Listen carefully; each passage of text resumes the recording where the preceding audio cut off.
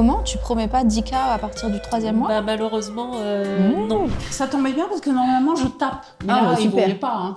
Après, je suis pas un djembé non plus. Est-ce que tu as peur de quelque chose? Et si oui, comment tu fais pour gérer cette peur? C'est pas que j'ai envie de le faire, c'est juste que ça traverse ma tête de et si jamais un jour je faisais ça, même sans le vouloir? Bah, moi, tu vois, moi je parle pas de caca sur ma chaîne, mais je parle de finances. Là, si on me demandait est-ce que tu voudrais refaire ton accident ou est-ce que si tu avais une baguette magique, tu l'évites, et ben je voudrais le refaire. Je gère ma boîte comme si c'était une asso de poterie locale, c'est-à-dire qu'il y a... Et bah trop bien, c'était super, je me suis régalée moi, j'en ferais bien encore plein comme ça. Ouais. Bah écoute, moi aussi là je kiffe là. Là c'était douloureux là, mais là je kiffe.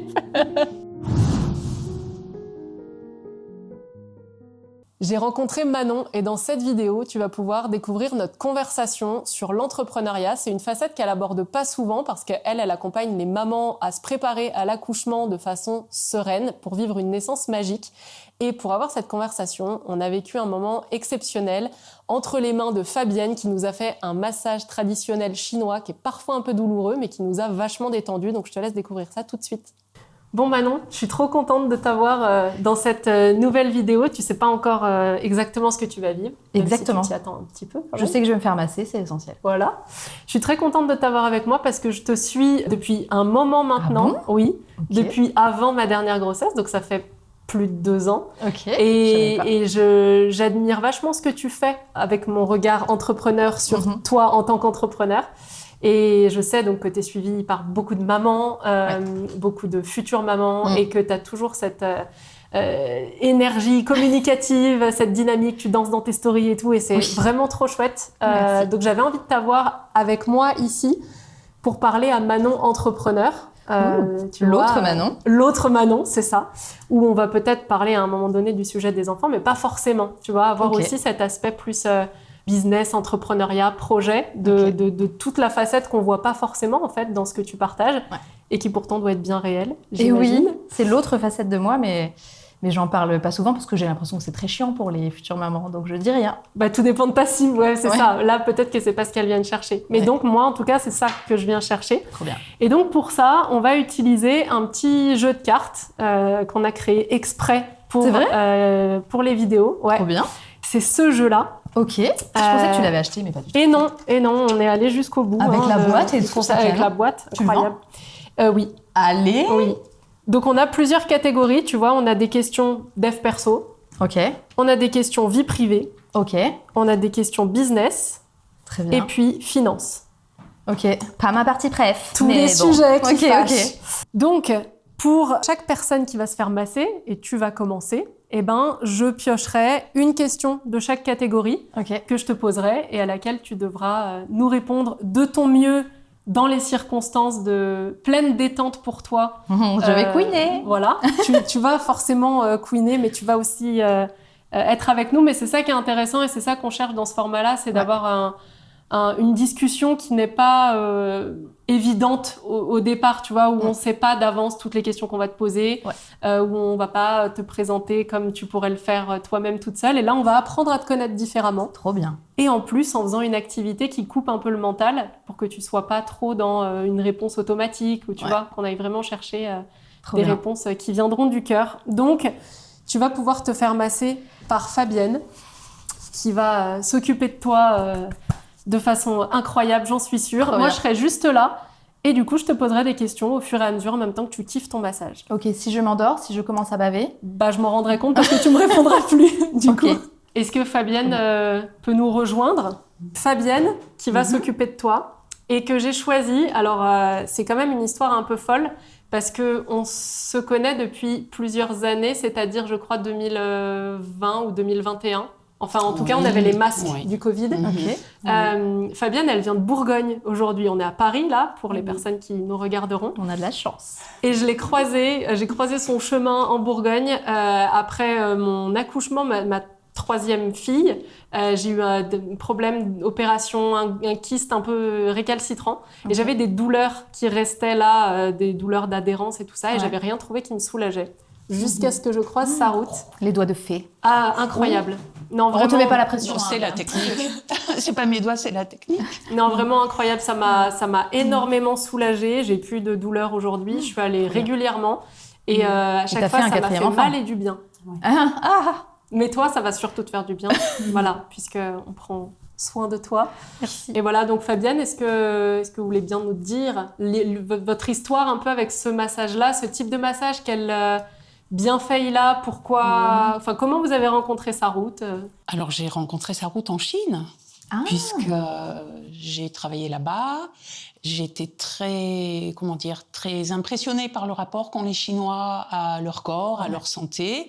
Et les Chinois se font masser. Nous, on va au café, se détendre, boire un café et fumer une cigarette. Eux, ils vont au salon de massage. Et ils font ça 2 à 3 fois par semaine. Ah ouais? Voilà, Mais moi aussi, donc, je veux ça, moi. c'est pas les mêmes prix là-bas. Mais voilà, donc tout le temps où j'étais en Chine, je me suis fait beaucoup masser et je trouve que c'est vraiment formidable. Le massage Twina, c'est la première technique de la médecine chinoise et c'est destiné à rester en bonne santé, c'est-à-dire ne pas tomber malade quand on le fait régulièrement. Et puis quand on est déjà malade, ça aide la maladie à remonter vers la surface et voilà, et à recouvrer la santé. Mais le but principal est vraiment de conserver la santé. Trop génial. Et c'est un massage qui travaille essentiellement sur les nœuds qu'on a dans tous nos tissus conjonctifs. Donc aujourd'hui, on va faire le dos, mais on peut aussi travailler sur les bras, les jambes, tout dépend du problème. Mais c'est ça, c'est le tissu conjonctif, c'est pas du tout la peau ni les muscles. Ok. Tout un programme. Je vais vous laisser vous installer. J'embarque mes cartes avec moi. Et quand vous êtes prête et installée, je te poserai la première et puis on discute. On va commencer par une question dev perso. Allez. Quelle facette de toi as-tu découverte et que tu ne soupçonnais pas du tout ? À quel moment ? Dans ta vie. On va dire entre ta naissance et maintenant. La résilience. Ah ouais ? Ouais. Tu soupçonnais pas ça ? Non. J'ai toujours pensé que j'étais pas une chochotte, mais tu sais, une fille, tu vois, le truc de ah là là, t'as mal comme une fille et tout. J'ai pas été mes parents, c'est jamais mes parents qui m'ont dit ça, mais beaucoup l'école qui m'a un peu mis ça en tête. Et puis en 2017, j'ai eu un gros accident de trapèze. Je suis tombée de 4 mètres et je me suis explosé le bras gauche. Maintenant, j'ai une prothèse à la place du coude. Et au moment où je suis tombée, je me suis dit, voilà, c'est la merde. Et en fait, avec le temps, donc j'ai mis 9 mois, j'ai été arrêtée pendant 9 mois, et je me suis trouvée hyper résiliente de me dire, en fait, un jour après l'autre, aujourd'hui, ça va un petit peu mieux qu'hier, donc c'est déjà super, même si je pouvais plus bouger ni mon bras, ni mes doigts. Un jour après l'autre, je vais y arriver. Et au final, maintenant, ça devait pas rebouger tout ça, hein, et maintenant, ça rebouge. Et vraiment, je me suis dit, waouh, j'ai bien plus de capacité que ce que je croyais. Et je suis pas juste une fille comme on l'entend quand t'es à l'école en primaire et que t'es là, genre, ah là là, t'as mal comme une fille, tu vois. Donc voilà, c'est la résilience et ça va avec la patience. Je me suis jamais trouvée patiente. Et là, forcément, il fallait attendre que mon corps fasse des miracles. Donc voilà. Patience et résilience. Ouais, de toute façon, t'as pas trop le choix. Enfin, ça t'oblige un peu à lâcher prise puisque c'est pas du tout toi qui maîtrise ta guérison et ce que tu peux accélérer ou pas, quoi. Ouais. Trop bien. Et cette résilience, du coup, tu l'as découverte à ce moment-là de ton accident. Est-ce que depuis, t'en as plus conscience au quotidien ou est-ce que t'as tendance aussi à l'oublier et des fois, en fonction des situations, des difficultés, tu te dis « Ah oui, c'est vrai que j'ai cette ressource-là en moi ». Non, je m'en sers beaucoup maintenant. Il y a plein de phases, surtout depuis que je suis entrepreneur, en fait, où je me dis « Ah là, c'est la merde ». Enfin, tu vois, j'ai fait un burn-out et 2 ulcères à l'estomac depuis que je suis entrepreneur. Ah ouais ? Ouais. Waouh. Et à chaque fois, je me disais « Manon, tu sais que là, il est en train de t'arriver une merde, mais en fait, tu sais qu'après, ce qui arrive, c'est trop cool. » Moi, la plupart du temps, il m'arrive une merde.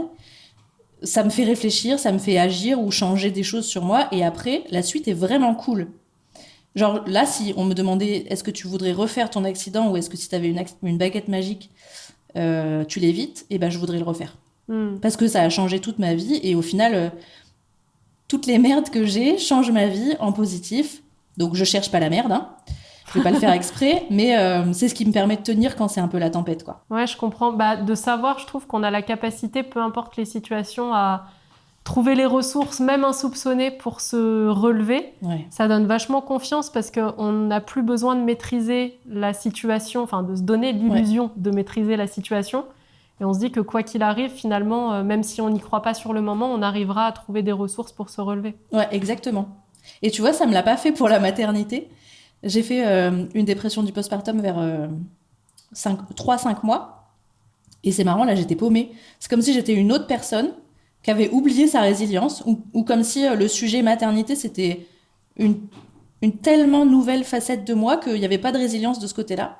Et pendant la dépression, je me suis jamais dit, tu vas voir, Manon, ce sera pour le mieux, après tu vas kiffer. Ah ouais. Ouais, sur cette partie-là, ça n'a pas marché. Mais j'espère que pour le deuxième enfant, si je devais repasser par la case dépression, ça se passerait pas pareil. Ouais, Je pense. t'aurais des clés, des ressources et puis ton expérience aussi. Ouais. Peut-être Et mon que t'as recul, quoi. Ouais, voilà, t'as un niveau de conscience qui est différent de celui que t'avais aussi pour la première fois. Ouais, carrément. Trop intéressant ce que tu partages. Et je rebondis du coup sur la perche que tu m'as tendue, sur le stress. Peut-être, je sais pas si c'est le mot que tu mets derrière ce que tu nous as partagé là sur l'entrepreneuriat, ulcère, etc. Est-ce que c'est lié à du stress? Est-ce que c'est lié à autre chose, d'après toi? Ouais, stress ou anxiété. En fait, le fait d'être seule aux commandes, le fait qu'il n'y ait plus personne qui me dise quoi faire, comme quand j'étais dans ma vie d'avant, quand j'étais consultante, ça met beaucoup de responsabilités, beaucoup de pression, et de temps en temps, ça me fait dégoupiller, quoi. Ouais.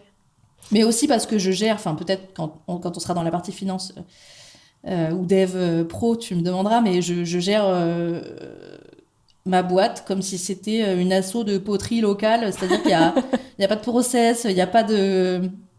Je gère ma boîte comme si c'était encore le début, alors que c'est pas du tout le début. Mais ça, c'est par choix? Non, pas du tout. Ok, c'est pourquoi? Je sais pas dire si c'est maintenant que je suis embringuée dans le truc, ça va trop vite pour moi. Et du coup, j'ai du mal à prendre le temps de me poser et de me dire, non, des process, c'est la base. Ou si c'est... Ah, c'est peut-être ça. Le fait de me dire, ça y est, maintenant, t'es posée, on y va, on se comporte comme une grande, tu vois. Peut-être que je me sens peut-être pas encore assez légitime dans ce que je fais. Pourtant, ça fait faire 4 ans quand même. Pour poser des process propres et être organisée comme une grande fille qui fait de l'entrepreneuriat, tu vois. Ouais, je vois carrément. C'est un truc que j'entends souvent et que j'ai vécu aussi. Ça me parle vachement ce que tu dis. Ouais. Et l'anxiété que tu abordes, je trouve que c'est un tabou qui s'enlève aussi de plus en plus, où les entrepreneurs seuls aux commandes prennent aussi pas mal la parole là-dessus, sur à quel point c'est déroutant en fait d'être dans tous les rôles et de pas avoir quelqu'un qui sera responsable de nous dire ce qu'on doit faire ou pas faire, si c'est bien ou pas bien, et d'être tout seul en fait à prendre ces décisions-là. Et tu vois, de dire si quelqu'un qui va nous dire si c'est bien ou pas bien. Moi, j'ai encore beaucoup le syndrome de la bonne élève. Moi, j'ai toujours été l'élève première de classe. Et avant d'agir, je me dis toujours, est-ce que je serais pas mieux à pas agir? Parce que ça se trouve que ce que je vais faire, ce sera moins bien que ce que je faisais avant. Donc, j'y vais pas, ou alors j'y vais, mais alors tendu comme un string, quoi. Je trouve ça vraiment génial que tu partages ça, parce que comme je te disais tout à l'heure, c'est pas une partie que tu développes particulièrement, mais parce qu'elle aurait peut-être pas d'intérêt, tu vois, pour ton audience, pour tes clients et tout ça. Et de l'extérieur, du coup, je percevais pas ça de toi, de ta com, et c'est normal, tu vois, si c'est pas la partie que tu développes. Donc, étant donné qu'on n'a jamais eu cette discussion plus business, je le voyais pas, mais je trouve ça inspirant aussi pour les entrepreneurs qui ont l'impression que pour arriver à un certain niveau avec leur entreprise, pour être reconnus dans leur domaine, pour avoir suffisamment de clients, on devrait s'être libéré de nos peurs, de notre anxiété, alors qu'en fait, quand tu interroges un peu n'importe quel entrepreneur, il le vit, ce truc-là. Ah yes. Et j'ai l'impression, presque nous plus que les autres, parce que finalement, quand tu es dans le cadre de l'entreprise, il y a des tonnes d'inconvénients. Moi, j'aimerais pas y retourner. Mais au moins, tu es dans des rails, tu es drivé, il y a toujours un patron au-dessus de toi qui sait où on va. Alors que là, tout seul aux commandes, avec toutes les casquettes, ok, on est plus libre, mais finalement, je suis pas sûre qu'on soit vraiment complètement plus libre. Tu vois ce que je veux dire? Ouais. Je suis libre de mes horaires, je suis libre de mes actions, mais dans ma tête, je suis un tout petit peu plus enfermée qu'avant. Ouais. Mais ouais, parce qu'en fait, on est notre pire patron, quoi. Ah ouais. Cette liberté qu'on nous vend et pour laquelle on adhère souvent au début à l'entrepreneuriat, de ouais, mais du coup, je travaillerai quand je voudrais, j'ai pas d'horaire. En fait, très vite, je trouve que ça se retourne contre nous tant qu'on se met pas de nouvelles limites qu'on établit pour nous-mêmes, quoi. Cet excès de liberté qu'on découvre d'un coup, en fait, ça se transforme en culpabilité de pas travailler, de prendre du temps pour soi, de faire autre chose que de développer sa boîte. C'est ça. Et puis t'es les deux. Enfin, parfois, je me trouve un peu dissociée. De temps en temps, je suis la meuf salariée qui a pas envie de bosser. Donc dans ma tête, je suis là genre, ça va, j'ai bien le droit de prendre une pause. Et de l'autre côté, le patron qui dit, t'as vu ton chiffre d'affaires ce mois-ci, il serait peut-être temps de se sortir les doigts, tu vois. Et donc au final, ça fait une sorte de dialogue intérieur très ambivalent. Ouais. Et c'est souvent la flemme qui gagne en ce moment. Mais je pense, ça dépend des phases de nos vies aussi. Tu vois, il y a des moments où on va être beaucoup plus dans l'énergie de créer quelque chose, d'autres où on va avoir besoin de poser. Enfin, je sais pas si ça te fait ça, mais tu vois, quand j'ai des idées, avant, j'avais tendance à grave forcer. Et maintenant, j'accepte de laisser décanter. Genre, j'ai l'idée, mais tout n'est pas clair, donc j'attends. Et à un moment donné, il y a un espèce de moment eureka, genre, ça y est, c'est bon, c'est ça, j'ai trouvé, tout s'aligne. Exactement. Moi, ça me fait ça aussi. Et moi, je trouve que je suis très sensible aux saisons. L'hiver, j'hiberne. Je travaille moins, je me couche plus tôt, je me lève plus tard, je fais des siestes, je bois des tisanes. Et en fait, comme je travaille moins, c'est là que les idées du reste de l'année apparaissent. Alors, je les travaille pas, je les note et je les travaille au printemps. Genre, je suis une petite fleur des bois qui recommence à travailler comme la nature au printemps. Ouais, ça me fait la même chose. Et puis l'effet vacances de Noël, les fêtes de façon générale, moi ça me fait le même feeling que le mois d'août. Tu sais, j'ai l'impression que le monde est au ralenti et du coup personne n'attend rien de moi. Genre si j'envoie un mail, de toute façon j'aurai pas de réponse, donc ça laisse le temps de décanter tout ce qu'on laisse passer le reste de l'année généralement. Et c'est ainsi qu'on se retrouve le 6 janvier avec 300 mails non lus. Voilà. Parce qu'on verra demain. C'est ça. Là demain c'est cette semaine je crois. Bah oui. Trop bien. Écoute, je te propose qu'on passe à la deuxième question. Allez. Si ça te va. On va faire une question business, parce qu'on avait l'air bien parti. C'est quoi le plus gros challenge que tu rencontres et que tu as du mal à dépasser? Wow. Alors, attendez. Et peut-être, si ça peut t'aider à trouver... à mettre tes idées dans l'ordre, est-ce que tu veux peut-être nous raconter un peu l'histoire de ton business, comment t'en as eu l'idée et comment il a évolué aussi entre le jour où tu l'as lancé et aujourd'hui? Ouais. Déjà, donc au démarrage, j'étais consultante en conduite du changement à Paris dans des cabinets de conseil. Et puis, premier burn-out, chute de trapèze, remise en question toute ma vie, tout ça. Et là, je me suis dit, donc je vais me former à l'hypnose parce que j'avais vu que ça me chatouille. Que l'hypnose était hyper efficace à la fois sur mes douleurs corporelles, parce que j'avais été opérée sous hypnose et j'ai fait ma rééducation sous hypnose aussi, mais aussi sur le psychique, puisque j'avais eu besoin d'une hypnothérapeute pour m'aider à larguer un ex toxique. Et donc je me suis dit, vas-y, l'hypnose c'est mon dada, je vois que ça marche à fond, c'est hyper efficace mais pas assez connu, donc je me forme et j'ouvre mon cabinet. Mais en fait, la vie de cabinet, c'est loin de ce que j'avais imaginé, puisque tes clients, ils sont là le soir après le taf, entre midi et 2. Et moi, j'avais pas du tout envie de faire ce genre d'horaire, surtout que j'avais déjà envie d'avoir une famille. Donc je me suis dit, c'est cool, mais faut taffer de fou pour faire un chiffre d'affaires pas ouf. Et 2, j'ai envie de voir ma famille. Et puis, je m'étais en même temps formée à l'hypnose périnatale, et puis vient le Covid, et en même temps ma grossesse. Et là, je me suis dit, il faut tout mettre sur Internet, en fait. Puisque maintenant, je fais des consultes en visio, ça marche en visio, ça va marcher aussi si j'enregistre mes séances d'hypnose et que les gens les fassent chez eux. Donc, je me suis dit, on lance ça sur Insta, et en fait, tout s'est joué. Les choses ont failli pas se passer. En gros, c'était la fin de mon chômage, en août. Et je reçois un mail de 2 coachs business qui me disent, je sais pas pourquoi j'étais arrivée sur leur newsletter d'ailleurs, on fait un bootcamp pour que les entrepreneuses osent se lancer sur Insta. c'est ton moment, machin. Et t'as 24 heures pour décider. Je déteste le marketing de l'urgence. Et force est de constater que chez moi, ça a très bien marché. Et donc, du coup, 2 000 € le bootcamp de 3 mois. 2 000 € que j'avais pas, puisque mon chômage s'arrêtait. Et qu'en plus, une clinique me proposait un poste à la direction stratégique. Donc, j'aurais repris mon taf d'avant. Donc, mes parents étaient contents. Manon retrouve le droit chemin, machin. Et là, j'appelle ma mère et je lui dis... Je sais que j'aurais pu reprendre le droit chemin, mais est-ce que t'aurais pas 2 000 €? Parce que je vais peut-être pas reprendre le droit chemin tout de suite. Ou alors je vais trouver mieux que le droit chemin, je vais y aller pleine balle. Je sens un peu d'inquiétude, mais elle me prête de l'argent et elle me dit « Écoute Manon, si c'est ton rêve, on y va. » Le reste de mes proches, des proches de mes proches, se foutent un peu de ma gueule. Qu'est-ce qu'elle va foutre sur Instagram? L'hypnose en plus, c'est un truc de perché, enfin... Vraiment, commérage de village que je déteste, quoi. Et je fais ce bootcamp et je me dis, Manon, pour 2 000 € et une place à la direction stratégique d'une clinique que j'ai refusée, on va se sortir les doigts. Et on va le faire pour de bon.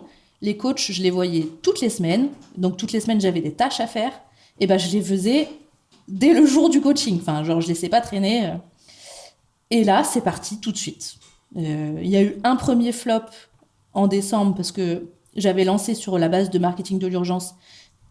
Et comme ça correspondait pas à mes valeurs, ça n'a pas marché.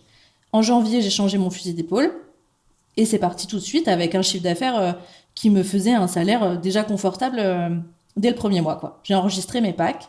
L'idée, c'était aussi que j'avais manqué d'informations pour la naissance de Nine, que je m'étais sentie un peu à poil et qu'en gros, on te dit... on te parle des complications de l'accouchement, on te parle de trucs qui font un peu flipper, mais on te dit jamais... Meuf, ton corps, il est fait pour ça, t'es capable. Tu vas te préparer mentalement comme une championne, comme une athlète, comme une marathonienne, et ça va rouler. Donc j'ai mis dans mes packs tout ce que j'aurais aimé qu'on me dise, et tout ce qu'on dit à des athlètes de haut niveau quand ils se préparent avec une vraie prépa mentale, digne de ce nom, parce que je trouve qu'accoucher, c'est exactement pareil que faire un ultra-trail, et que ça mérite qu'on s'y prépare comme ça, quoi. Pour vivre un moment beau, fort et puissant, et pas se dire « Oh là là, quelle sauce je vais être mangée, est-ce que je vais mourir, est-ce que mon bébé va mourir ?» et tout, tu vois. Donc c'est parti de là. Trop cool, j'adore. Est-ce que en ce moment ou depuis un moment d'ailleurs, t'as un peu un truc qui te challenge, qui te titille dans ton entreprise, dans soit son développement, soit quelque chose, tu vois, où tu te dis « Il faudrait que je commence ça, il faudrait que j'arrête ça ». Est-ce qu'il y a un sujet, tu vois, qui est un peu challengeant pour toi en ce moment? En ce moment, c'est la grosse hésitation de level up. Est-ce que je reste là où je suis confortable et sans réel challenge? C'est-à-dire que tout va bien, chaque mois, tout se passe bien. Si vraiment il y a un mois où ça va pas, je sais quoi faire pour que les choses aillent mieux. Ou est-ce que, parce que je vois les copines, enfin une copine en particulier, qui a level up un gros coup, est-ce que je me dis, est-ce que moi aussi j'essaye ou pas? Enfin, tu vois, est-ce que ça vaut le coup? Est-ce que ça vaut l'énergie, l'investissement? Et est-ce que je vais assumer les conséquences? Parce que ça veut aussi dire beaucoup plus de visibilité, donc probablement plus de merdouille aussi, parce que plus de visibilité égale parfois plus de haters, plus d'embrouilles. Ouais. Donc là, je suis un peu entre deux eaux à me dire j'y vais pas, je suis confortable. Pourquoi je me remettrais en difficulté à faire d'autres choses alors que là, je me sens bien, mais en même temps, j'ai l'impression que dans notre société, on est toujours... tu sais, il faut toujours sortir de la zone de confort et tout. Et parfois, j'en vois pas trop l'intérêt. Donc, je suis entre deux eaux. On m'a proposé d'écrire un livre. Ouais. Je sais que ce serait une très grosse visibilité, parce que cette maison d'édition, elle est très grosse et elle va avec Combini, Brut, la maison des maternelles, tout ça. Mais je sais pas s'il faut que j'y aille ou pas. Je sais pas si j'assume la suite ou pas, ou là, je suis bien, je suis avec mes 58 000 mamans, j'ai l'impression qu'on est toutes copines, et la vie est paisible, et voilà quoi. Et après, bon, je suis enceinte, donc est-ce que ce serait vraiment une bonne idée de se remettre un challenge sur les pattes maintenant ? Je crois pas. Ouais. Est-ce que tu as l'impression que c'est plus une espèce d'envie qui est dictée par ce que tu vois autour, mais qui n'est pas forcément la tienne à la base? Absolument. Mais moi, j'ai toujours été un peu comme ça, tu vois. Tout va bien, puis tout d'un coup, je vois que chez quelqu'un d'autre, il y a un truc mieux, Et alors, j'ai envie de ce truc mieux. Mais c'est que de l'envie, enfin, de l'envie au sens un peu négatif, tu sais. C'est pas de la jalousie, mais c'est de l'envie, quoi. Le vrai sens de l'envie. Donc, je crois que ce serait sage que je reste là où je suis, quoi. Bah, en tout cas, si tu te sens bien et que t'as pas d'espèce de frustration ou de regret à l'idée de pas aller plus loin parce que ça te plaît là où t'es, peut-être pour l'instant, en tout cas, c'est ce qui est le plus aligné pour toi. Et les choses, on le sait et tu le sais, elles évoluent aussi en fonction de qui tu es, même des saisons, comme on le disait. Tu vois, peut-être que là, tu te sens pas ni l'énergie, ni l'envie, ni l'entrain, et à un moment donné, peut-être que oui, ou peut-être jamais. Ouais. Mais ça évolue en même temps que toi, en fait. Hein. Ouais, c'est ça. Mais j'aimerais que mon envie s'estompe. Enfin, tu vois que... ok, c'est cool ce que font les copines, mais c'est ce que font les copines. Moi, enfin, tu vois, j'aimerais être un peu droite dans mes bottes et me dire, bah non, c'est pas le moment, on n'y va pas, point, c'est tout, quoi. Il y a toujours cette petite part de moi qui dit, t'as vu, il y a une autre première de la classe. Ah ouais, c'est un peu le mode compète, entre guillemets, genre, si elle fait ça, peut-être que moi, je devrais aller viser ça aussi. Ouais. Mais bon, maintenant, je suis assez proche de moi-même pour comprendre que c'est pas une bonne raison, quoi.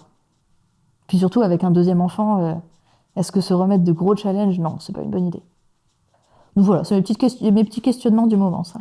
Ouais, bah, je comprends, mais c'est des questionnements qu'on rencontre à chaque plafond de verre. Enfin, tu vois, à un moment donné, on relève un challenge et puis on atteint un nouveau palier qui est confortable, dans lequel on connaît, c'est à peu près prévisible, on se sent bien, enfin, on est dans un petit cocon cool, et puis se pose à nouveau la question, est-ce que tu veux aller plus loin et du coup redéployer les efforts et l'énergie pour aller à cette prochaine étape, ou est-ce que tu as juste envie de kiffer là où tu en es? Et je te rejoins sur le fait qu'on prône vachement le fait de toujours avancer, toujours se dépasser. La croissance. T'as fait combien de croissance cette année? J'ai fait pareil que l'année dernière, mais je suis contente.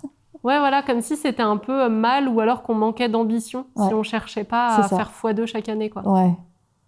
Bah ouais. Et comme je suis partie très vite, très fort, ça me semble, enfin, pas du tout inatteignable, mais ça me semble être vachement dur de passer le niveau du dessus, tu vois. Il faudrait vraiment que je travaille plus.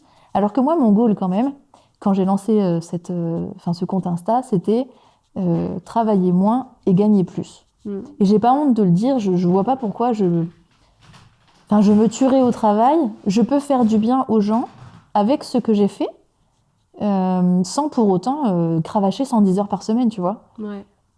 Donc, si je suis mon petit leitmotiv de travailler moins et gagner plus, bah, c'est tout, quoi. Là, je suis bien. Et tu penses pas, parce que tu disais que, de ce que j'ai compris, ce qui ressemblerait à passer au niveau du dessus pour toi, c'est aussi beaucoup en lien avec plus de visibilité. Ouais. Est-ce que tu penses pas que cette visibilité pourrait t'apporter plus de clients sans forcément travailler plus? Ben oui, mais comment on l'obtient, cette visibilité supérieure, sans travailler plus? Ça me semble être... Enfin, je vois pas comment. Si, là, je sais qu'en étant enceinte, il y aura beaucoup plus de visibilité. Ouais, ça marche. Ce petit enfant du marketing qui arrive, pauvre bébé. Je l'ai pas fait pour ça, mon chaton. Hein. Mais je vois pas comment, sans travailler plus, je peux avoir plus de visibilité, tu vois. Ouais. Oui, parce que dans un cas, c'est quoi? C'est l'écriture d'un livre et du coup, ça demande vachement de temps. Vachement de temps, et pour gagner 4 cacahuètes. Ouais, un livre, tu gagnes rien. Ouais. Enfin, c'est pas pour le business à proprement parler, quoi. Oui, tu sais que tu fais un livre pour la visibilité et pour payer l'imprimeur, le libraire, l'éditeur. Ouais. Et ce serait quoi le level up pour toi? Est-ce que ce serait à un moment donné avoir une équipe qui bosse avec toi, ou est-ce que tu voudrais rester toute seule? Alors, j'ai déjà une assistante, une community manager et une web designer qui bossent avec moi.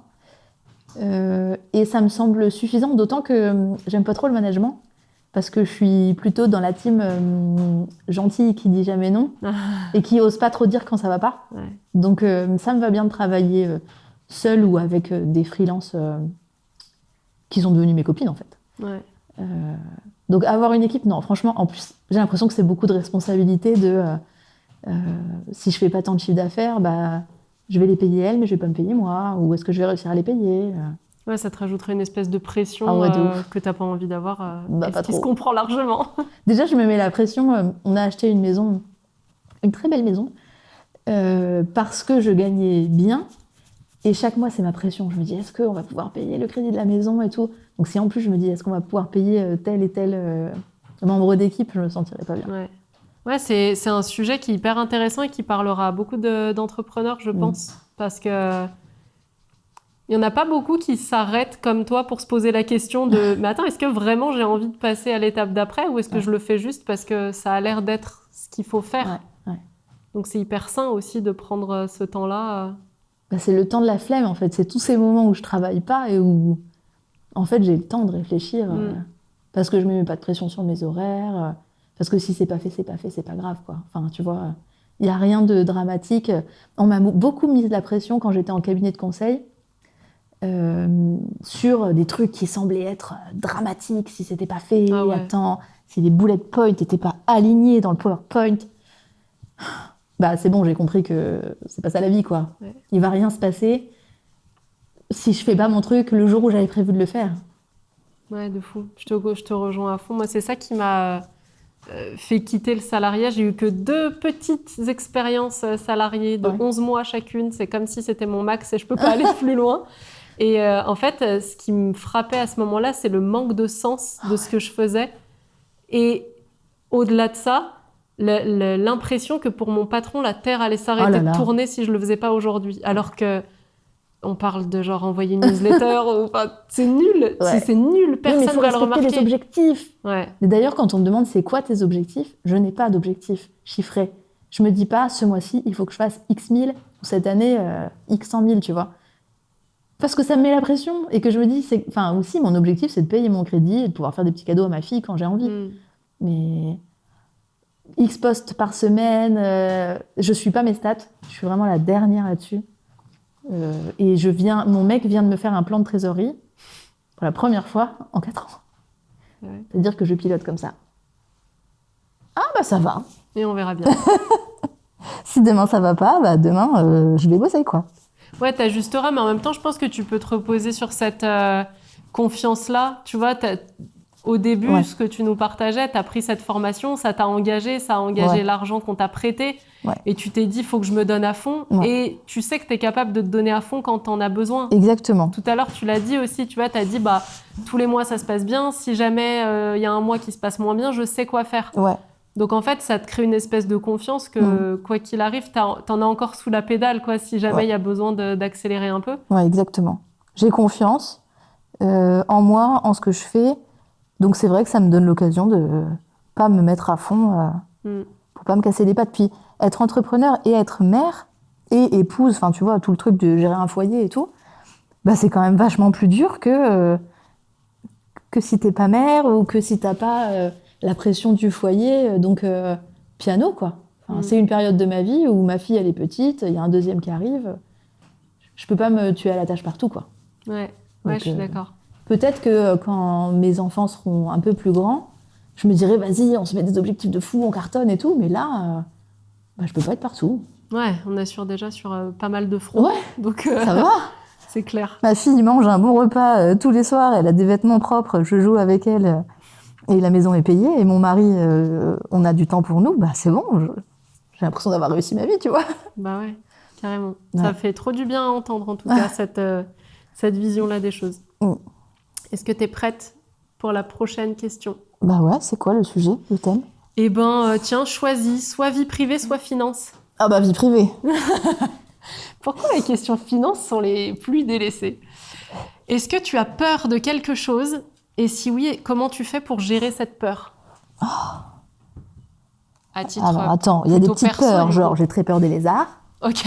Et je vis dans le sud, c'est pas facile à gérer. Ok, il y en a tout le temps chez moi. Mais des vraies grosses peurs, bah j'ai peur de la mort des gens que j'aime. Enfin, et puis aussi de la mienne depuis que j'ai ma fille. Avant, j'avais pas peur de ma mort. Ouais. Et maintenant que je l'ai, je me dis qu'est-ce qui va se passer pour elle. Donc ouais, je suis un peu flippée. Maintenant, avant j'étais casse-cou, donc je faisais du triathlon et du cirque. Et maintenant, par exemple, je peux pas rouler en vélo de route. J'ai même revendu mon vélo de route, donc j'ai arrêté le triathlon parce que j'ai peur de mourir et des conséquences. En fait, j'ai pas peur j'ai pas peur de mourir moi, mais des conséquences de ma mort sur mes proches. Donc je suis devenue beaucoup plus flippée, ou tu sais, j'aime que les choses soient cadrées, même en avion. Mes 2 parents travaillent dans l'aviation civile, j'ai fait mes premiers pas dans un avion, j'ai jamais eu peur, ils nous ont toujours emmenés au bout du monde en avion. Maintenant, je fais un Montpellier-Lille, je suis comme ça tout le long du vol, parce que j'ai peur qu'il nous arrive un truc, quoi. Ouais, mais la maternité, ça ouvre des peurs qu'on n'avait pas forcément, des trucs auxquels on se met à penser. Moi aussi, des fois, ça me pop, tu sais, genre je suis sur l'autoroute et je me dis, mais si jamais là, par exemple... Ah, et non, si je fonce dans le talus? c'est chiant. Bah, tu vas pas foncer dans le talus. Bah oui, mais si. Ouais, c'est terrible. Hein. Ouais. Et tu vois, mon chéri, il avait pas du tout peur de la mort. Pas du tout. Enfin, tu vois, pour lui, si t'as peur de la mort, t'as peur de la vie, quoi. Enfin, tu vas pas vivre à fond et tout. Jusqu'à ce qu'on ait notre dernier fils, donc qui est notre fils ensemble. Mais j'ai eu mes 3 premiers enfants avant de le rencontrer, lui. Ouais. Bah, du jour où il a tenu son fils dans les mains, il a dit « Ah là là, je crois que ça y est, je comprends cette peur-là de... Et si je suis plus là Et tu sais, il a comme, je pense, eu une révélation du temps qui passe, là où il le voyait pas pour lui quand il était pas encore papa. Quoi. Ah ouais. Moi, je trouvais ça un peu violent. Du jour au lendemain, enceinte, je vivais ma meilleure life, le 5 octobre, jour de sa naissance, mais genre fin de mon innocence, quoi. Ouais. De mon insouciance. Alors, c'est ok, tu vois, on vit avec et tout. Tu me dis comment tu vis avec. Bah, je vis. De temps en temps, j'ai des petits accès d'anxiété. En plus, je suis grave ciblée par l'algo Insta qui me propose que des trucs de thanatopracteur. Ok. Donc, je vois, tu vois, ils expliquent qu'est-ce qui se passe quand on met un corps dans un four de crémation. Il est comme ci, comme ça. Et c'est quoi cette algo? Non, mais c'est terrible. Et puis là, comme je viens d'en reparler, il m'a entendu, ce petit bâtard. Et il va m'en reproposer ce soir. Et c'est toujours genre, au moment de me coucher où je me dis, allez, 3 minutes. 3 minutes. Alors, la mort du nouveau-né. Oh là là. Donc, quand j'ai des petits accès comme ça, après, je me fais une petite séance de méditation. Ça passe. Et puis, de toute façon, pour le coup, à part être prudent, il n'y a rien à faire, quoi. Et encore... Est-ce que tu as un tempérament à la base un peu contrôlante, qui aime bien le contrôle? Oui. Oui, donc le lâcher prise, c'est un sujet pour toi. Et comment tu fais? Parce que moi aussi, tu vois, le côté contrôle, ça me rassurait grave. Et des fois, on me dit, mais comment tu fais pour arriver à lâcher prise? Et je ne sais pas trop quoi répondre à ça. J'ai l'impression que je fais et c'est tout. Ouais, comment toi, tu fais? Est-ce que toi, tu as une meilleure réponse que ça? Non, je fais, c'est tout. On est obligé d'avancer. Tu peux pas rester coincé dans ta peur. Enfin, si, il y a plein de gens pour qui l'anxiété, c'est paralysant. Moi, plus je me paralyse et plus je m'angoisse. Donc, je me dis, on avance. On avance, on passe à autre chose. On passe à un autre sujet. Souvent, je me remets très dans le concret. Genre, je fais la vaisselle, enfin, je fais un truc. Je touche quand j'ai Ça m'arrive d'avoir des crises d'angoisse, depuis qu'on a acheté la maison, d'ailleurs. Du coup, j'ai une technique. Quand il y en a une qui arrive, je touche, je sens. Ah oui.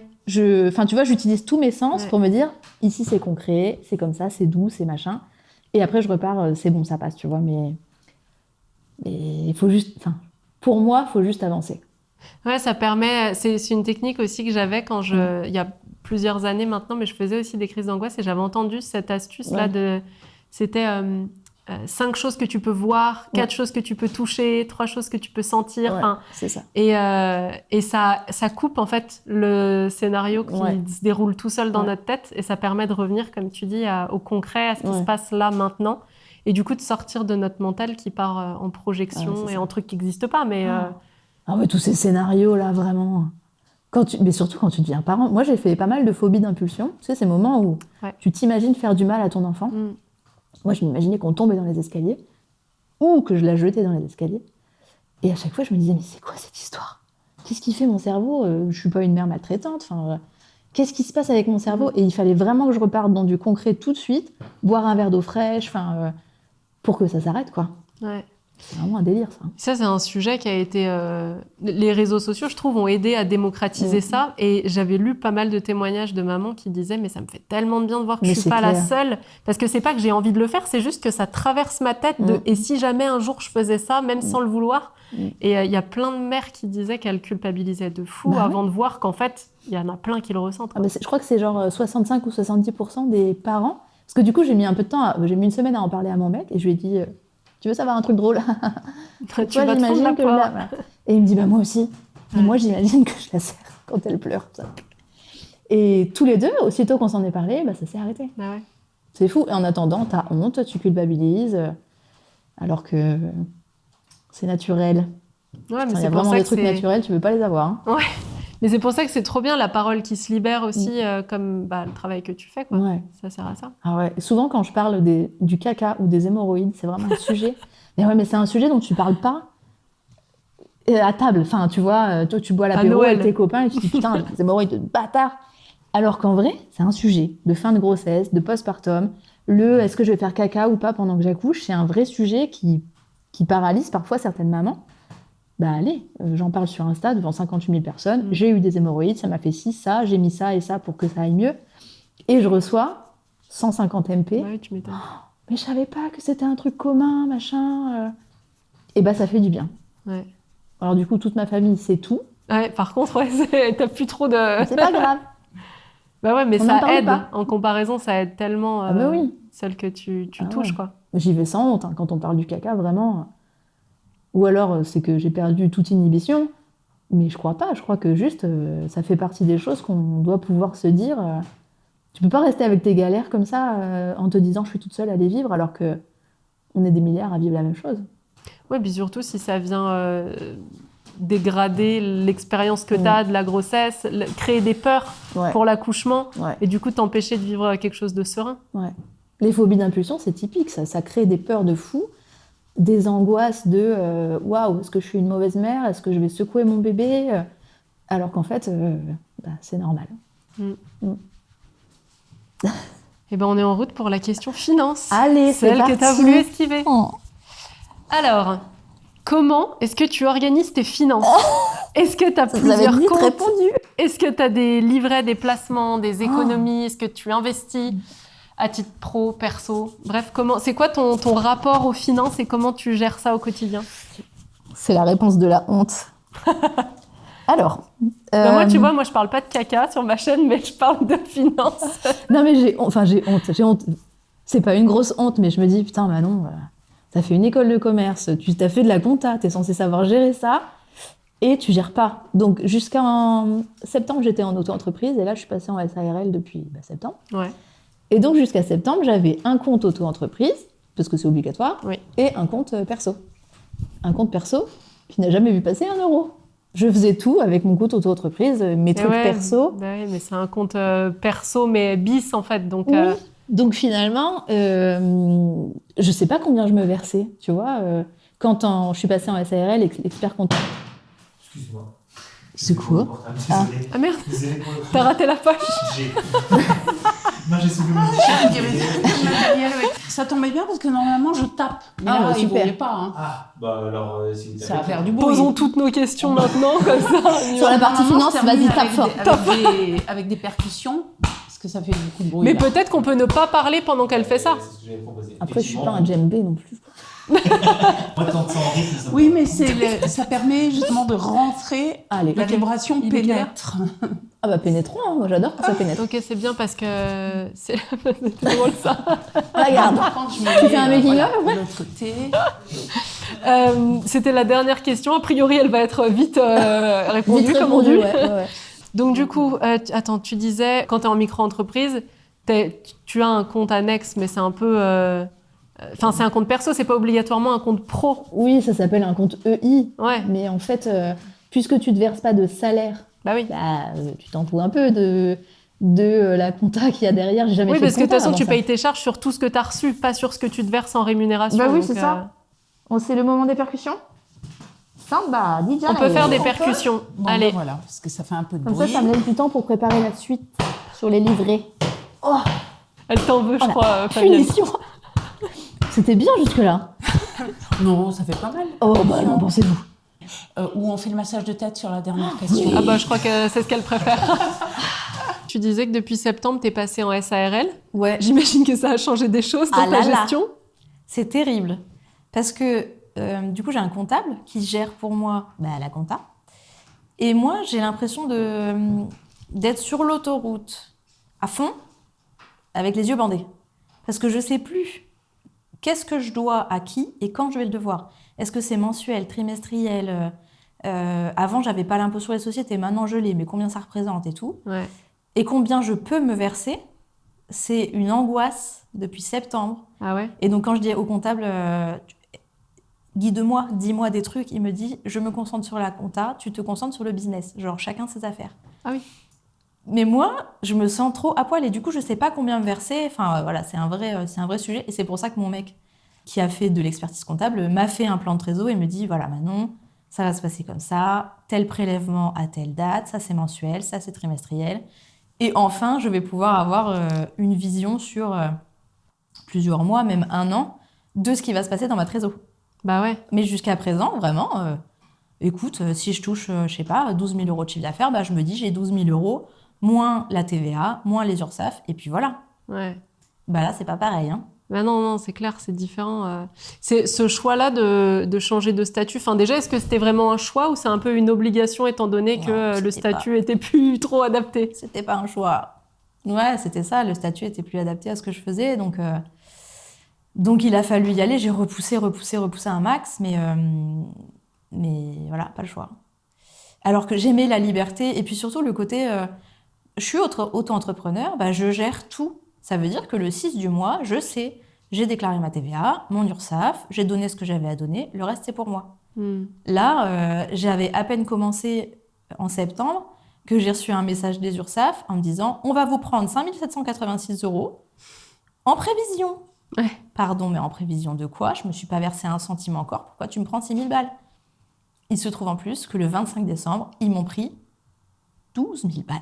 Oh, wow. 2 fois les 6 000 prévus parce qu'il y a eu un bins entre j'ai payé par chèque et ils ont prélevé. Ça fait flipper, non? Ouais. Franchement, je suis pas à l'aise. Hein. Bah ouais, je comprends. Et ce sujet-là, moi, je l'aime beaucoup, bizarrement. J'aime me faire mal. Non, mais je l'aime beaucoup parce qu'en fait, je trouve qu'il y a un manque d'éducation sur toute cette partie-là. Ah oui. Pour les entrepreneurs comme toi, comme moi et comme plein d'autres qui se sont lancés, pour qui ça a marché et qui, on a pris le train en route, quoi. Donc, exactement. Ça continue de bien marcher, on évolue, on fait ce qu'on doit faire en changeant le statut pour trouver le truc le plus adéquat. Et après, on se retrouve un peu, comme tu disais, les yeux bandés, projetés à 300 km/h et en se demandant, en fait, il me reste quoi? Enfin, tout n'est pas clair et je trouve qu'il manque vraiment quelque chose sur ce sujet-là. Et tu vois, l'expert comptable, c'est une obligation. On doit l'avoir en tant que société. Pour autant, je me dis qu'il y en a quand même pas mal qui pourraient nous apporter un peu plus que de tenir nos comptes pour nous expliquer un peu tout ça ou au moins nous proposer des outils en fait pour mieux réussir à nous projeter, pour mieux savoir, ok, mais en faisant ce chiffre d'affaires, je peux me payer combien? Enfin, tu vois, toute la partie conseil, je trouve qu'elle manque à ce moment-là de la vie d'un entrepreneur. Ouais, et puis même quand il y a du conseil, enfin, j'adore mon expert comptable, mais parfois, il me parle en charabia. Et j'ai fait une école de commerce, donc je suis quand même... J'ai déjà de la chance, mais j'imagine les femmes ou les hommes qui n'ont pas fait ce genre d'études et qui se retrouvent devant un expert comptable qui leur parle en charabia. Même moi, je suis là en mode il me dit, vous comprenez? J'ose pas dire non. Et je sors de là, j'appelle mon mec en mode, alors attends, il m'a dit ça. J'ai rien compris. J'ai dit oui.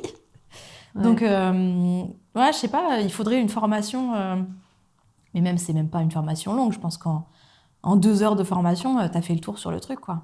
Ouais, c'est donner des bases, donner des outils et puis avoir le sentiment d'être un peu plus aux commandes aussi du truc parce que ça crée beaucoup de postures différentes, je trouve. On passe de peut-être salarié à d'un coup entrepreneur qui gère tout, y compris sa compta, sa rémunération. Et puis d'un coup, on rebascule à ça maintenant, tu vas plus le gérer, mais du coup, tu n'as plus de visibilité non plus, ou en tout cas pas claire. Ouais. Et donc, anxiété avec les mauvaises surprises qui peuvent tomber sans qu'on les ait prévues, quoi. Mais oui. À chaque fois, je me dis, est-ce qu'il va me rester assez? Genre, mon compte est blindé. Et pourtant, je me dis, est-ce qu'il va me rester assez? Et tu vois, là, avec la surprise des 12 000 euros des URSSAF, bah, le 24, j'étais bien, le 25, j'étais plus bien, quoi. Bah ouais. Donc, ouais, anxiété, pas mal, mais je pense que ça va se... Je vais apprendre avec le temps. Mais tu vois, j'étais à l'aise, bien, ça roule et tout. Paf, petit coup de frein, quoi. Ouais. Mais résilience en même temps. Bah Tu te oui, je rappelles sais que ça va passer. Et puis, je suis vraiment bien entourée. Mon mec, il est parfait pour ça. Bah ouais, c'est ça, c'est que tu as quand même la chance d'avoir un entourage qui peut t'aider, te conseiller, te traduire ou te filer un coup de main pour que tu te sentes mieux dans ce nouveau rôle-là, qui est quand même un rôle différent hein, de l'auto-entrepreneur qui bricole, entre guillemets. Et puis là, on arrive sur ce que tu disais au début, quoi. C'est... Tu passes dans une cour des plus grands et tu fais du business. C'est encore plus sérieux que ce qu'on peut entendre quand on a une micro-entreprise. Tout en gagnant moins d'argent, au final, c'est génial. Ouais. C'est vraiment un système où tu te fais niquer. Bon, après, je vais avoir un congé mat. Ouais. Hein, mais d'ailleurs, c'est un délire, le congé mat, non? T'as pas le droit de faire de chiffre d'affaires pendant que t'as ton congé mat. Donc ta boîte, elle fait quoi en attendant? Bah, t'as pas le droit de te rémunérer, en fait. Ouais. Mais t'as le droit de générer du chiffre d'affaires si tu touches pas? Ouais. Mais t'as pas le droit de te de travailler rémunérer, pour toi. générer ce chiffre d'affaires? Bah non. Donc par exemple, tu vois, c'est de la vente de produits automatiques ou des choses comme ça. Ouais. Disons que tes actions d'avant continuent de porter leurs fruits, quoi. Ah là là. Je pense que je vais pas avoir de congé mat, en vrai. Je pense que c'est comme ça que ça se finit pour bien trop d'entrepreneurs. Bon, mais on aura une retraite. Ah bah non, pas non plus. Ah bah non, merde. Ah bah c'est génial. Mais continuez de prendre mon argent, Non, mais bon, après, c'est vrai, allez. On a une bonne sécurité sociale, on accouche dans de bonnes conditions. Ouais, et puis Presque. En fait, il n'y a pas vraiment de situation idéale, donc je dirais qu'on a choisi nos peines, quoi. Ouais, c'est ça. Et donc sinon, livret, placement, investissement, Ouais. que dalle. Rien Mais du tout. j'épargne même pas. Ouais, à part ta maison, du coup, tu disais t'as acheté ou du coup, bah là, t'investis, mais en fait, c'est un actif, quoi. Ouais. C'est une maison qui te coûte de l'argent, quoi, tous les mois. Et du coup, sinon, non, t'as pas sauté le pas de l'investissement, de l'épargne et Bah tout. déjà, je ne sais pas combien il me reste chaque mois. Pour l'instant, quand je le saurai, oui, j'aimerais bien me lancer. On avait fait un peu de Bitcoin avec mon mec pendant un moment. C'était bien, ça avait bien marché, mais c'était quand même un peu flippant de se dire à tout moment, demain, il n'y a plus rien. Mais peut-être qu'après-demain, il y aura le triple. Ouais. Donc, pas lancé pour l'instant, non. Mais j'ai trouvé l'achat de ma maison, ça a été vraiment la plus grande angoisse de ma vie. Ouais, bah ouais. Donc, je trouvais que c'était déjà bien. C'était l'année dernière. À chaque année suffit sa peine. Là, a priori, il y a un gros projet aussi. Là, il va nous coûter 1000 balles de nounou chaque mois. Voilà. Je crois que je vais pas investir cette année encore. Dans autre chose que mes enfants. Ouais, voilà, c'est ça. T'investis dans tes enfants pour l'instant. Ouais. Eh ben, écoute, je crois qu'on arrive à la fin de ces questions. Oh. Et donc, petit à petit, de ce massage qui a l'air si agréable. Je profite par procuration. C'est très bien ça. J'ai l'impression de me faire tripoter le cerveau. Et voilà. Merci, c'était trop bien. On va pouvoir échanger nos places. Oh, moi je reste là. Toi, tu restes sur ton petit fauteuil. Allez, c'est à mon tour de poser les questions maintenant. Pendant que tu es en train de voir ta petite tête dans un trou de vulve. Je la vois très bien. Je m'admire. T'as envie de commencer par quoi? Oh, je te laisse choisir, écoute. Allez, Je me laisse guider. ça part en business. On commence gentil. Allez. Est-ce qu'il y a un truc que les gens pensent que tu gères grave, alors que c'est pas du tout le cas en réalité? J'adore cette question. J'aurais dit, mais ça a quand même bien évolué, c'est la critique. La critique, le jugement négatif, Ouais. particulièrement des gens que je connais pas, tu vois, typiquement les gens des réseaux sociaux, Qui sont derrière leur écran et C'est qui pensent ça. qu'on peut parler n'importe comment aux gens. qui eux font pas grand chose, mais sont forts Oh. pour donner leur avis. Ouais. Ouais, ça, je pense qu'il y a pas mal de personnes qui s'imaginent que ça me touche pas. Tu vois, genre Ouais. que je le vis et que je m'en fous et je passe vite à autre chose. Et ça commence à devenir vrai, Ouais. mais ça l'a pas du tout été tout le temps. Ah ouais, ça te fait quoi? Tu te sens comment dans ce cas-là? Là, tout de suite, ça me fait mal. Ouais. J'ai pas aimé cette partie non plus. Comment je me sens? J'ai tendance à donner beaucoup d'importance à ce que les gens pensent et du coup à croire parfois qu'ils ont plus raison que moi. Bah oui. Et du coup, tu vois, quelqu'un qui te dirait que ce que tu fais, c'est nul, je pourrais avoir tendance à me dire, merde, peut-être que c'est lui qui a raison, en fait. Et de moins en moins, heureusement. Ouais. Mais Mais ouais, ça, on m'a souvent dit, bah, toi aussi, c'est facile, ça t'impacte pas. Ouais. Ah, si, comme tout le monde. Et alors, qu'est-ce que tu fais, qu'est-ce que tu faisais, si c'est un peu moins vrai maintenant, mais tu faisais quoi avant pour te sortir de cet état d'esprit de on vient de me critiquer, je me sens super mal Bah, je me concentre sur ce que je sais faire et sur ce que je crois faire de bien. Ouais. Et j'essaye c'est une espèce de travail intérieur. Tu vois, c'est pas vraiment une action que je fais, mais c'est plus de me dire attends, eux ils pensent ça, mais toi qu'est-ce que tu penses et quel discours t'as envie d'écouter parmi les deux, quoi. Ouais. Et essayer de trouver des preuves. Tu vois, j'ai un cerveau assez rationnel, et du coup essayer de trouver des preuves que bah non, je fais pas de la merde. Tu vois, il y a quand même des trucs que je fais bien, il y a quand même des gens que j'ai aidés. Ouais.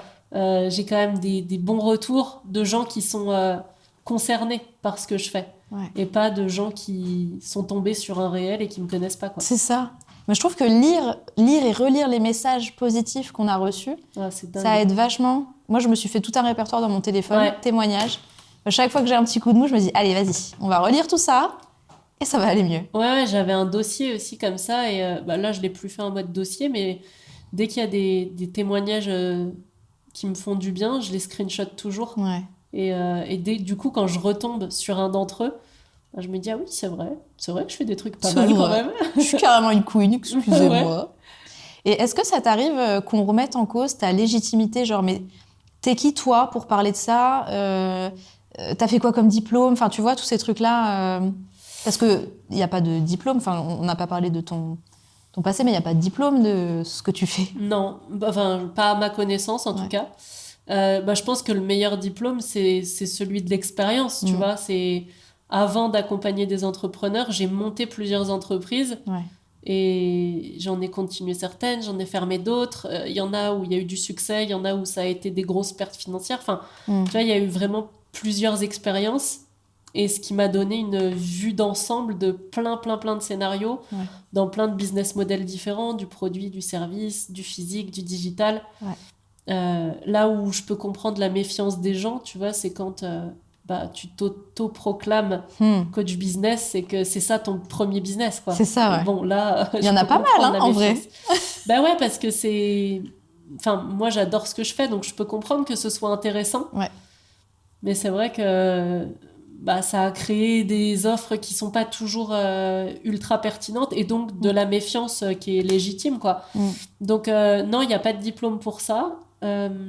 Remettre en question ma légitimité à faire mon travail, non. Mais par contre, tu vois, dernièrement, j'ai un réel sur Insta qui a popé parmi les autres. Donc forcément, tu connais visible de plein de gens qui me connaissent pas. De tous les Rogers voilà. du 59 qui viennent te faire chier alors que c'est pas du tout leur domaine ni leur sujet. Il a une photo de moto en photo de profil et pas de bio sur Insta. Si, une bio un petit peu trouble. Et du coup, ouais, là, j'en ai eu un paquet, tu vois, mais qui sont plus genre, ouais, t'es une mytho, ouais, encore une qui raconte des trucs et qui s'invente une vie. J'ai eu évidemment plein de mecs qui m'ont dit, ah bah OnlyFans, ça marche bien. Ah oui, tu vois. wow, c'est pas faux, mais c'est pas ce que tu fais. Voilà, je sais pas pour les autres, mais moi, c'est pas ça qui remet le beurre dans la maison, quoi. Non, dans les épinards. Tu beurres dans la maison, après ça glisse, mais c'est un... Bon, bref. Tu parles de ton chiffre d'affaires, toi ? Est-ce que c'est là qu'on te vient te chercher ou pas ? Ouais, j'en ai parlé. Enfin, je trouve que c'est important, tu vois, de donner des vrais chiffres. Et je trouve qu'on ne devrait pas en avoir honte, en fait. Donc, j'en parle moins qu'avant. Parce que plusieurs raisons, tu vois, j'ai pas envie d'être identifiée que par rapport à ça. Ouais. Et surtout, j'ai pas envie qu'on associe ma promesse d'accompagnement avec une promesse de chiffre d'affaires. Et ouais. Parce que c'est pas moi qui m'investis dans la boîte de mes clients, donc je peux pas, tu vois...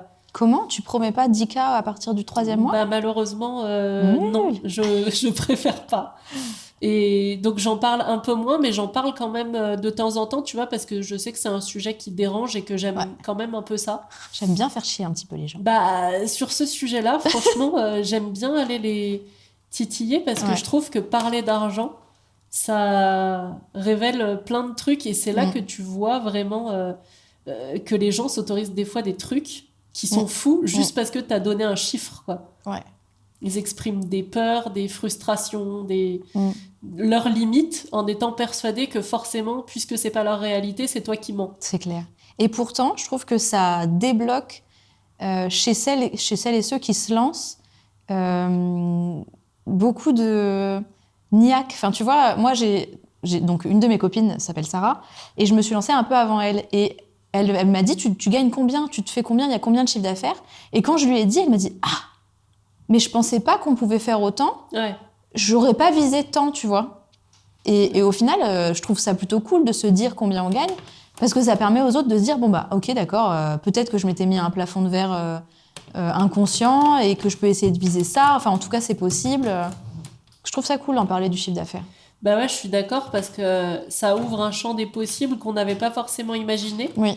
Mais tout dépend de l'état d'esprit de la personne qui reçoit cette info, en fait. Eh oui. Soit tu t'inspires, soit tu es peut-être dans une forme de jalousie ou en tout cas qui bascule en mode critique ou non, ça peut pas être vrai. Parce que si c'est vrai, ça veut dire que j'aurais peut-être pu et que je l'ai pas fait, quoi. Ouais. Et c'est pour ça que je trouve que c'est cool d'en parler un peu en one-to-one. Mais pas forcément en story, en reel, parce que là, tu t'attires du caca par saut, quoi. Ah ouais, c'est bon. clair. Après, ça fait de la visibilité. Oui, ça peut. Après, est-ce qu'elle est toujours pertinente? Enfin, quoique, tu sais que ce réel, il m'a rapporté près de 800 abonnés. Ah bah ouais. Juste avec un truc. Donc, je me suis dit, bah, dans le lot, écoute, les rejets frustrés, c'est OK. Moi, j'en ai une vidéo où... Donc, c'est le jour de mon accouchement et je danse. Donc, je suis énorme, évidemment. Et à chaque fois que je la publie, ça fait à peu près 2 millions de vues. Je me prends des sauts de merde de meufs qui disent « Ah oui, elle sourit, mais je peux te dire que quand elle aura les vraies contractions, ça sera pas la même limonade. » Ou depuis quand, pourquoi elle se tient le ventre comme ça? Elle croit qu'il va tomber. Ah, j'ai vu, t'as partagé ça dans une story il y a pas longtemps, je crois. Voilà, là, tu te dis, c'est des femmes en plus. Hein. La sororité est morte, mais ça fait toujours entre 800 et 1000 abonnés en plus. De femmes qui viennent chercher des infos. Enfin voilà, il faut oublier les gros rejets et se concentrer sur celles qui... Ouais, c'est ça. Celles que ça va inspirer dans le lot, quoi. Ouais. Allez, ça part sur une question vie privée maintenant. Allons-y. Quelle est ta dernière honte ou ta plus grosse honte? Oh la vache. Ah putain, c'est terrible de tomber pour moi sur cette question. Parce que la honte, je crois que c'est une des... Enfin, c'est pas une émotion, mais c'est un des feelings que je vis le moins bien depuis toujours. Ah si, j'ai eu la honte ce jour-là. J'avais enregistré une formation, une grosse formation, tu vois, genre beaucoup de modules et tout. Et pour pouvoir le faire dans de bonnes conditions, c'est-à-dire pas à la maison avec trop d'enfants, j'avais loué une chambre d'hôtel, tu vois, pour aller l'enregistrer, trop cool. On a toutes fait ça. Voilà, c'était génial. Ouais. Et moi, quand je suis à l'hôtel, je kiffe, tu vois. Donc, évidemment, t'as pas d'enfant. Service, tout ça. Et en fait, donc cette formation tourne, elle se vend archi bien, des centaines de fois, j'ai des trop bons retours et tout. Et un jour, mais genre 1 an après que je l'ai lancée, j'ai une cliente qui était aussi une copine qui me dit mais au fait, t'as déjà remarqué que dans cette vidéo-là, il y a un truc bizarre? Il y a une culotte qui traîne dans le fond, t'as une crotte de nez? Je lui ai dit, tiens, c'est quoi ce truc bizarre? Et en fait, j'avais oublié de couper l'enregistrement et de l'enlever au montage. Mais pendant que je suis en train de parler donc du sujet de ma formation, il y a le mec du room service qui arrive et qui toque à ma porte. Et donc, je suis genre, ah oui, bonjour. Et il me décrit tous les plats, genre, que j'ai commandés. Sur son lit de caviar, madame. Et il me dépose le truc sur la table. Et moi, je m'installe et je commence à manger. Et je kiffe ma vie, en fait. Et genre, le truc dure 15 minutes, tu vois. Il y a 15 minutes. Et personne te l'avait dit? Eh ben non. Bah, les gens n'ont pas regardé la vidéo, non? Bah, écoute, je pense que si, mais personne n'a osé me le dire. Et elle, bon, comme c'était une copine, elle s'est dit, attends, je pense pas qu'elle ait fait exprès quand même de laisser ça là. Et du coup, je me suis sentie archi honteuse à ce moment-là. Je sais pas si aujourd'hui, je le vivrais comme de la honte encore. Ouais. Mais tu vois, je me suis dit, oh là là, sérieux, mais c'est voilà, pas ouf. Et en plus, nos clients, en général, nous considèrent comme très très professionnels. D'ailleurs, c'est pour ça qu'on le fait à l'hôtel ou dans des studios pour que ce soit nickel et tout. Donc, on n'est pas censé se commander des room service en plein pas en plein tournage et pas oublier de l'enlever quand tu montes. Tu vois, je pense que j'ai laissé tourner, le gars, il a toqué, j'ai dit, oh, bah, je l'enlèverai quand je ferai le montage. Et en fait, vu qu'on parle, j'ai pas vu la rupture du son. Et oui. Tu vois. Donc en fait, vu que je me retape pas l'intégralité de mes modules à chaque fois quand même, je me suis pas dit qu'il y avait un truc bizarre, j'ai zappé. Et 1 an plus tard, donc t'imagines le nombre de personnes... Enfin bref, voilà. Je comprends. C'est une gentille honte. C'est une gentille c'est un peu honte. une honte professionnelle, Une genre honte j'aurais pu tranquille. faire mieux. Ok, c'est pas un truc... tu te promènes avec une grosse crotte de nez. Bah ou alors je le sais pas non plus. Mieux vaut pas savoir après. Ouais, c'est ça. Ok, top. Je suis contente de ne pas être tombée sur cette question. Alors, dev perso. Le conseil, le mantra ou le déclic que tu as eu et qui a été game changer pour toi? Bah, le vrai déclic qui a été le plus game changer, c'est quand je me suis rendu compte que je méritais pas moins que les autres. Et tu vois, quand on parlait tout à l'heure d'argent, quand tu dis, bah ouais, quand j'annonce mon chiffre d'affaires, ça donne une nouvelle perspective aussi à mon ami. Bah moi, le fait de voir d'autres entrepreneurs cartonner dans leur domaine et générer des sommes d'argent que je pensais même pas possibles, mais je me suis dit, mais ils ont fait quoi? Ils ont quoi de plus que moi qui fait que je peux pas aller chercher, sans même parler de leurs résultats, mais plus que ce que j'ai aujourd'hui. Ouais. Et ça a été un vrai déclic pour moi, pour devenir plus ambitieuse. Ouais. Parce qu'avant, je pense que j'avais tellement peur d'être déçue que j'essayais que de faire des choses que j'étais sûre de pouvoir atteindre. Ouais, je comprends tout à fait. Et du coup, c'est jamais ouf, quoi. Enfin, tu vois, c'est bien, mais je fais toujours pour pas créer de déception. Ouais. Et le jour où j'ai réalisé ça, je me suis dit, en fait, tu joues petit tout le temps, alors que ça pourrait peut-être être cool de prendre le risque d'être déçu, mais aussi d'avoir la chance de viser plus grand et d'avoir plus dans tous les domaines de ta vie, quoi. Ouais. J'ai l'impression on a tous une relation à l'échec comme si c'était un truc dramatique, alors qu'en fait, les échecs, c'est un peu ce qui nous fait grandir. Enfin, c'est complètement ce qui nous fait grandir. Donc, avoir des échecs entrepreneuriaux, ça fait partie du voyage, je crois. Hein. Ah ouais. Franchement, c'est archi cliché de dire ça, mais c'est tellement les choses qui m'ont appris le plus. Enfin, j'ai beaucoup plus appris de mes échecs que de mes succès. Ouais.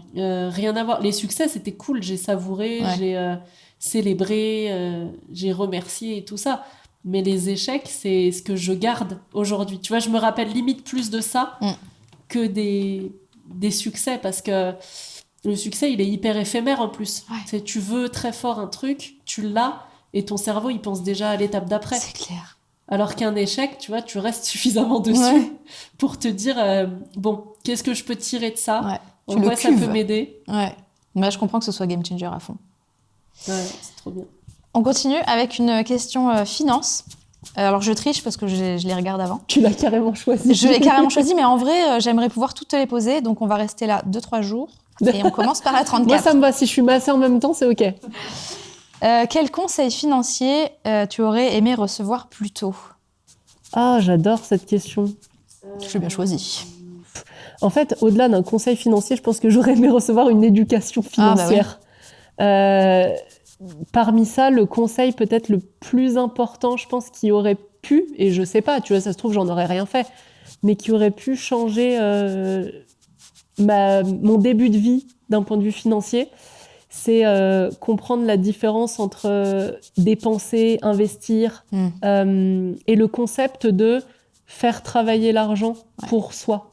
Tu vois, ça, c'est un truc que j'ai découvert hyper tard. Ouais. Et j'avais vraiment, ça me paraît bizarre de dire ça aujourd'hui, mais j'avais vraiment aucune idée que les gens qui génèrent beaucoup d'argent font pas que travailler pour avoir plus d'argent. Ça, c'est qu'ils savent l'investir, le placer, le mettre à leur disposition, en fait. Ouais. Et j'avais aucune idée que c'était possible de faire ça. Donc, je pense que si, peut-être, j'avais reçu ce genre d'éducation ou de conseils-là, ça aurait peut-être changé ma vision de l'argent et ce que j'en ai fait, de la manière dont je l'ai fait aussi au début, tu vois. Et c'est ce que j'essaye, du coup, de transmettre à mes enfants, même s'ils sont encore jeunes, tu vois. On parle vachement d'un budget, comment ça marche. Même, tu sais, l'argent de poche ou l'argent que ma grande maintenant qui a 11 ans, tu vois là elle savait plus trop quoi demander parce qu'elle a son anniv et Noël coup sur coup. Ouais. Donc elle savait plus trop quoi demander, du coup elle a eu un peu d'argent. Ouais. Et tu vois, il y a eu la discussion de qu'est-ce que tu as envie d'en faire? Est-ce que tu as envie de l'utiliser maintenant? Je le Est-ce mets que en t'as envie crypto. de l'investir? Je lui montre en fait, tu vois, Ouais. je lui explique et tout. Et alors évidemment, c'était pendant le bull run crypto, donc Ouais. ça fait des fois je sais pas combien. Ouais. Et je dis bon, c'est pas toujours comme ça non plus. Hein, Ah, c'est ce qu'elle a fait? faut prendre. Non, elle l'a pas fait. Ah. Mais moi je l'ai fait et du coup tu vois, je lui Ouais. montre mes captures d'écran, quoi, l'appli. Et elle est genre ah ouais, mais attends, mais t'as mis ça et maintenant t'as ça. Je dis, oui, enfin ça peut aller dans l'autre sens aussi. Ouais. Tu vois, est-ce que t'es prête à les perdre tes 100 €? Parce que Ouais. si c'est pas le cas. C'est canon de parler Ça de ça marche avec pas. ses enfants, si tôt, bon, 11 ans, c'est pas... C'est canon, franchement, je trouve. Hein. Parce Bah, que l'éducation financière, c'est clairement un truc qui nous a manqué. Et à nous, les meufs, on part de loin. Hein. Oh là là, Ouais. on part de tellement loin. Et ouais, non, du coup, je trouve ça important. Et je trouve ça cool. En tout cas, moi, j'ai l'impression de faire ma part du job. Ouais. Tu vois, quand je lui explique ça. Ouais. Et j'ai pas d'attente sur elle devrait faire comme ça, ou j'espère que plus tard, elle investira. Ou je m'en fous, elle fera ce qu'elle veut. Elle sait. Mais au moins, moi, je suis sereine et tranquille, tu vois, de me Ouais. dire, je lui ai transmis les connaissances que moi j'ai. Ouais. Et après, libre à elle de les creuser ou pas, mais en tout cas, vu comment elle en parle, elle et son frère aussi, qui est plus petit, tu vois, qui a 7 ans et demi, mais pareil, il y a les réflexions de... Alors attends, parce que là, j'ai eu 10 €, mais si je les garde, la prochaine fois, j'aurai plus, donc peut-être que... Parce qu'ils ont une tirelire à taux d'intérêt? Non, mais tu vois, on a mis en place un petit système d'argent de poche, là, Ouais. pour les 2 grands. Et du coup, tu vois, il y a la question d'est-ce que je dépense maintenant ou est-ce que le mois prochain, j'attends. Et du coup, je trouve que même au-delà de l'investissement, ça apprend à différer le plaisir. Ouais. Et ça, c'est un truc, moi, que je savais pas du tout faire avant. Ouais. Je voulais du plaisir immédiat, je voulais combler, tu vois, une émotion, un truc. Et donc, je voulais acheter maintenant, tout de suite. Ouais. Et il y a quelques fois où je me suis mise dans la galère quand j'avais 18-19 ans, où je me retrouve avec un premier budget, tu vois, comment on appelle ça, la bourse. Ouais. Tu vois, je me retrouve avec la bourse comme ça, je suis genre, attends, mais j'ai de plein l'argent d'argent, je peux faire plein de trucs. Et bon, non, pas du tout.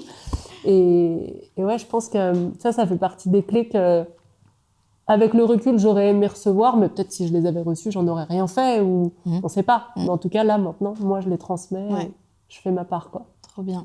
C'est important, je trouve. Hein. Puis c'est parce que, pareil, tu te retrouves à 18, 20 ans ou 22 ans avec ta première feuille d'impôt, là. Ouais. T'es comme un con.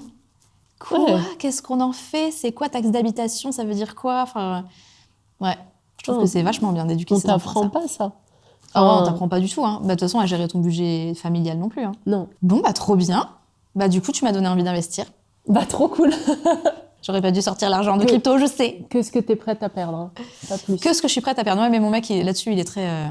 il me cadre bien. Et bah, trop bien. C'était super. Je me suis régalée, moi. J'en ferais bien encore plein comme ça. Ouais. Bah, écoute, moi aussi, là, je kiffe, là. Là, c'était douloureux, là, mais là, je kiffe. Non, franchement, c'était trop bien. Est-ce que tu retiens des trucs en particulier de ce qu'on s'est dit avec, tu vois, quel souvenir tu repars de ce moment-là? Moi, j'apprécie beaucoup la prise de recul. Je trouve que ça me permet de prendre encore un peu plus confiance en moi sur mes capacités à y arriver, à me relever. On parle pas souvent de soi, mais je trouve que quand on en parle, après, on se sent bien parce qu'on a pris du recul et qu'on peut se dire « Ah ouais, bah, en fait, j'ai fait ça et ça comme truc cool. » Je repars aussi avec des idées de te fatigue pas à chercher à savoir si tu vas aller 3 fois plus haut ou pas. On est bien, regarde, on est en train de se faire masser là, on n'est pas bien vraiment. Donc voilà, je repars hyper détendue du cerveau et du corps, toute bien. Trop bien. Ouais. Trop cool. Et pour terminer, on a une petite question rituelle qu'on pose. C'est Ok. Est-ce que tu as une idée de personnes qu'on pourrait inviter à vivre une expérience comme ça? Ouais. Et si oui, quel genre d'activité un peu déroutante on pourrait lui proposer? Oui, Sarah du Club des Daronnes. Ok, je vois le compte Insta. Ouais. C'est elle dont je te parlais qui level Ok. up. Et une idée de truc... gni. Sarah, elle aime bien le confort, les vacances au Club Med, tout ça. Oh, donc le on genre va faire un truc pas du tout confort, de alors. bain Wim Hof, je pense que ça pourrait un peu la déstabiliser. Et sinon, elle est pas mal tatouée, mais je pense que les tatouages, c'est un peu trop symbolique pour elle pour le faire comme ça un peu à l'arrache. Et puis, Donc si elle a je dirais bien, l'habitude, si on peut mettre Sarah dans un bain d'eau glacée. on lance l'idée. Sarah, elle te met en galère, ne lui en veux pas. Tu peux m'en vouloir un peu. Je viendrai avec toi au Club Med la prochaine fois. Bon, bah, trop chouette. Merci beaucoup Manon pour ce moment, pour ces échanges qu'on a eus. Avec plaisir. Et bah, j'ai hâte de continuer de te suivre et de voir comment les choses évoluent, que tu level up ou pas, et de suivre ça avec ce nouveau regard aussi qui est hyper intéressant à avoir de toi et de ton activité et comment tu vois les choses. Eh bien, trop bien. Merci beaucoup. Et on peut faire un Le mot de la fin. énorme big up, amour Fabienne. Merci beaucoup. Ah oui. Eh bien, puisque c'est à moi que revient le mot de la fin, je vous encourage vivement à aller regarder toutes les autres expériences avec Laurie. Je vais moi-même toutes les regarder avec beaucoup de curiosité. Voilà, je pense que ça va nous apprendre plein de trucs. Merci beaucoup Laurie pour ce bon moment et tous les autres qu'on va passer à te regarder. Et abonnez-vous!